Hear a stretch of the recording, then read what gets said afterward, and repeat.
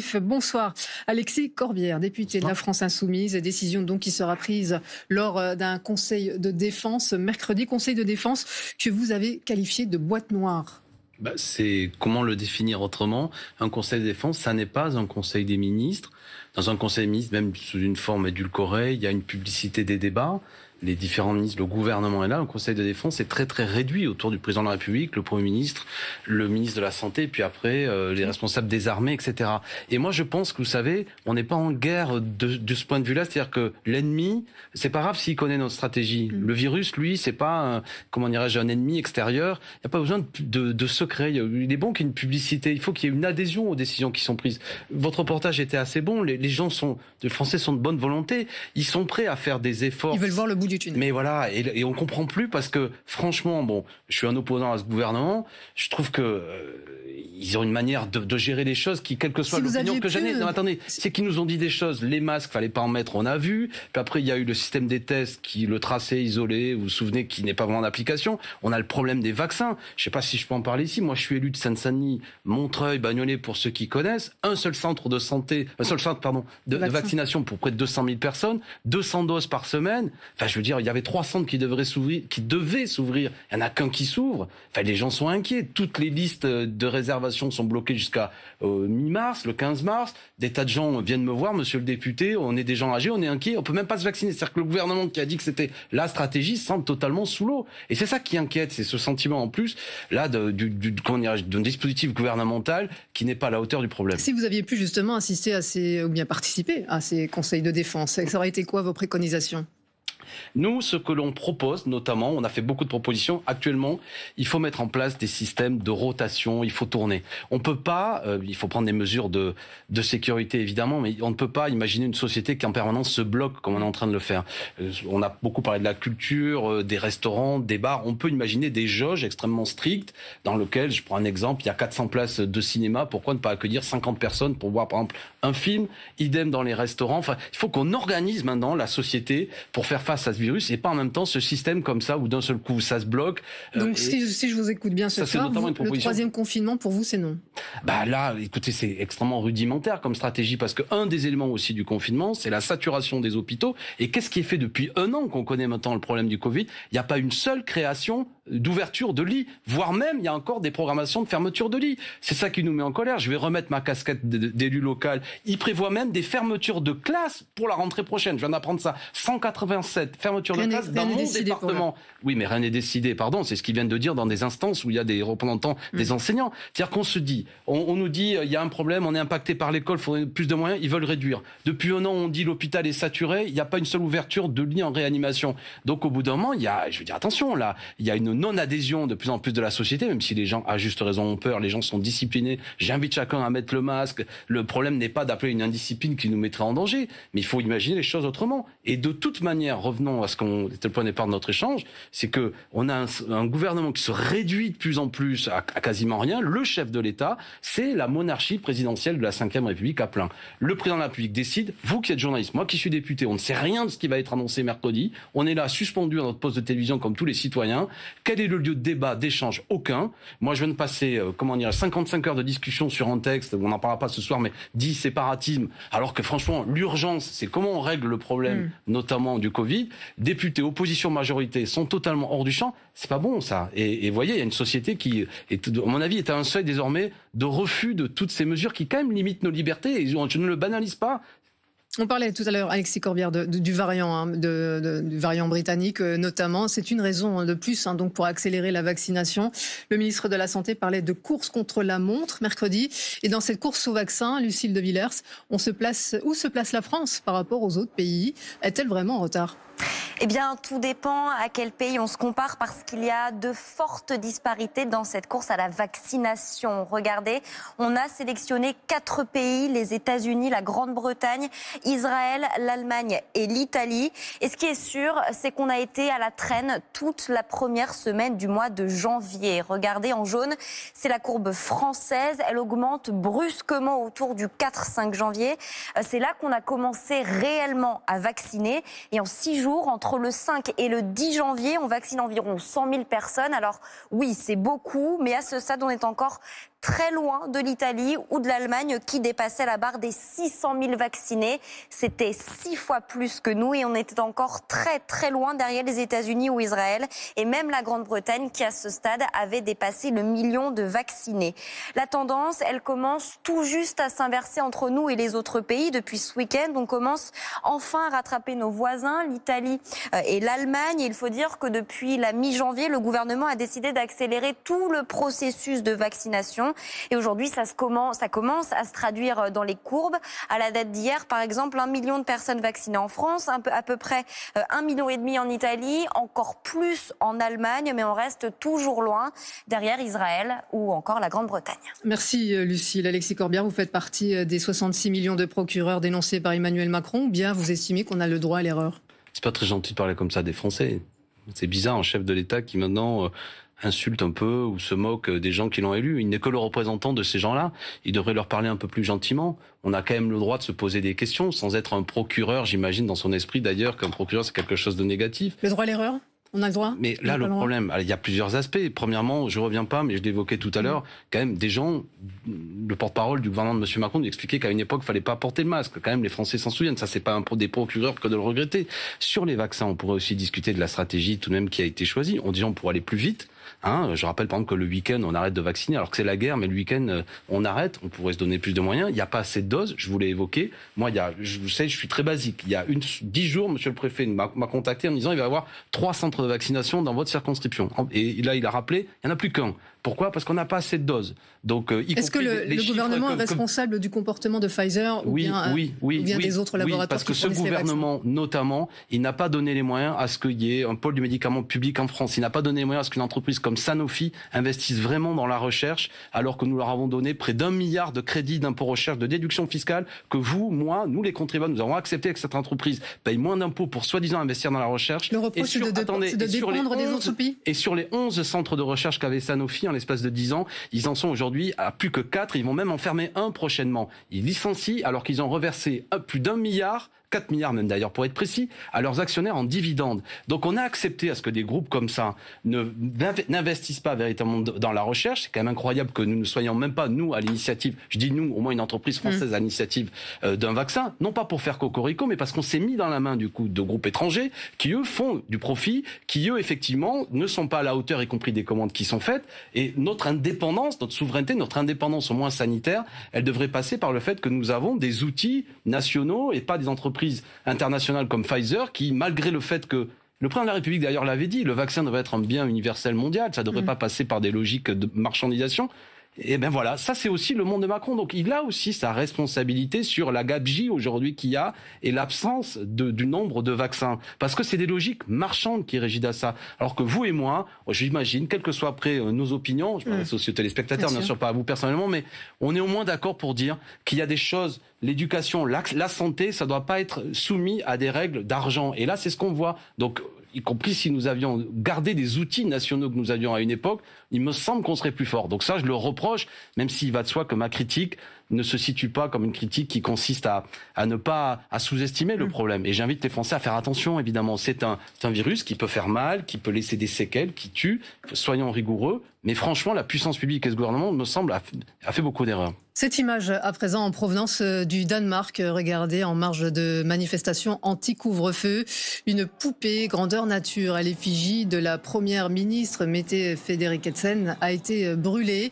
Elle doit être mise à mort. C'est la violente inscription que l'on pouvait lire avant qu'elle ne brûle. 2 suspects ont été arrêtés en marge de cette manifestation, marquée également par des pillages. Manifestation anti-restriction également hier à Madrid. Des manifestants qui, Alexis Corbière, dénoncent, je cite, la tromperie d'un virus qui n'existe pas. C'est compliqué également, vous l'admettrez, de gérer ce genre de choses, de gens qui refusent d'admettre que le virus est toujours présent, les complotistes.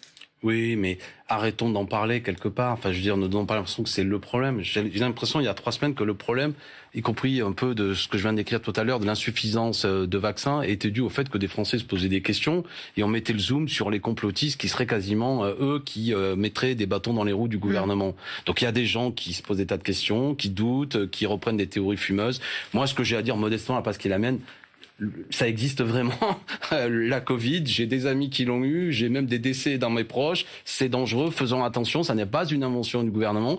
Par contre, ce qui peut être la caisse de résonance des difficultés qui sont posées, c'est aussi les résultats des politiques libérales. Un hôpital public affaibli, moi je le vois à mon niveau, hôpital André Grégoire à Montreuil, actuellement qui déjà croule sous la dette, qui n'a pas les moyens d'investissement, il n'y a pas assez de lits, les personnels de santé sont épuisés, etc., etc. Et ça amplifie le problème. On vient de le décrire aussi sur ce qu'on a dit, on s'est désarmé, c'est pas nous qui produisons des masques en France, c'est pas nous qui produisons des médicaments. À une époque, on exportait 80% des médicaments, on en vendait à l'étranger, aujourd'hui on les fait venir à 80%. Vous voyez, c'est des choix économiques. Et ça, aujourd'hui...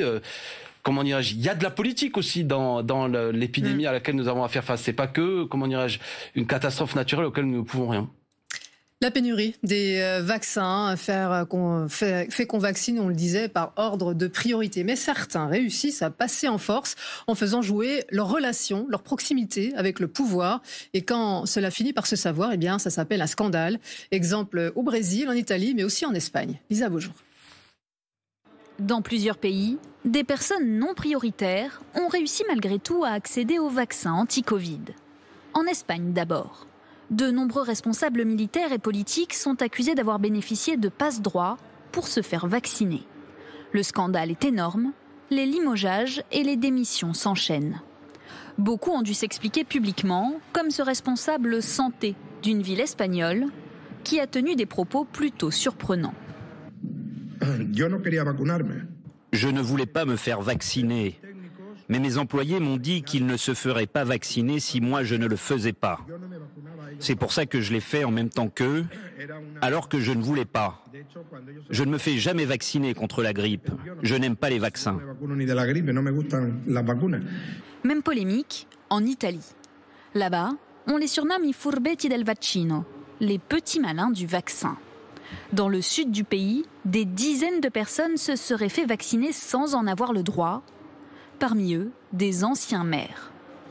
Enfin, au Brésil, de nombreuses plaintes ont été déposées contre des personnalités politiques, comme Reginaldo Prado, maire de Candiba.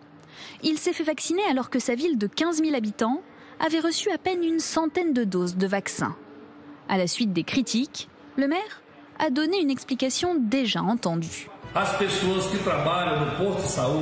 Les professionnels de santé qui combattent le Covid-19 m'ont invité à venir les voir. Mais quand je suis arrivé, ils avaient peur de se faire vacciner. C'est pour ça que je l'ai fait. Je m'excuse si j'ai fait une erreur. À Manaus, toujours au Brésil, ce sont cette fois les enfants d'un député et d'un homme d'affaires qui se sont fait vacciner, alors que la ville se trouve dans une situation sanitaire catastrophique. La polémique a été tellement forte que Manaus a interrompu les vaccinations pendant 24 heures, le temps de définir une nouvelle stratégie vaccinale. Alexis Corbière, on a un peu titillé les membres du gouvernement de ne pas s'être fait vacciner devant les caméras. C'était le bon choix, à votre sens ? Non, mais surtout, là, c'est des problèmes qui se posent parce qu'il y a pénurie aussi, là, ce que vous avez évoqué dans certains pays. Donc, on a l'impression que c'est un privilège d'avoir un vaccin, alors que ça devrait être un bien tout à fait classique. C'est un peu la discussion qu'on avait tout à l'heure. Vous savez, c'est un grand révélateur des inégalités. Après, c'est pas simple. Moi, par exemple, je ne me considère pas, j'ai pas de problème de santé pour l'instant. Mon médecin traitant m'a pas dit de me vacciner et je ne vais pas prendre le vaccin de quelqu'un d'autre. Voilà. Bon. Alors, y avait-il besoin que certains ministres donnent l'exemple? Il y a un moment, ça aurait pu être utile. Mais surtout, cette tension qui est décrite, en particulier au Brésil, où ça révèle, et en plus la corruption, etc. On en revient à ce qu'on disait tout à l'heure, c'est-à-dire que moi je le vois, il y a un affolement à Montreuil ou à Bagnolet, c'est que des gens qui voulaient se faire vacciner prennent rendez-vous et on leur dit c'est dans un mois et demi. Alors là, les gens s'énervent d'un seul coup et c'est ça qui est le point de départ. Et si on le réglait en planifiant, en ayant des outils nationaux, comme on l'a décrit tout à l'heure, en ne laissant pas dans des grands groupes pharmaceutiques s'installer des logiques d'argent telles qu'on l'a fait, on peut faire mieux. On va parler de la politique et de l'élection présidentielle de 2022. Si vous voulez bien, Alexis Corbière, il y a déjà beaucoup de monde sur les rangs.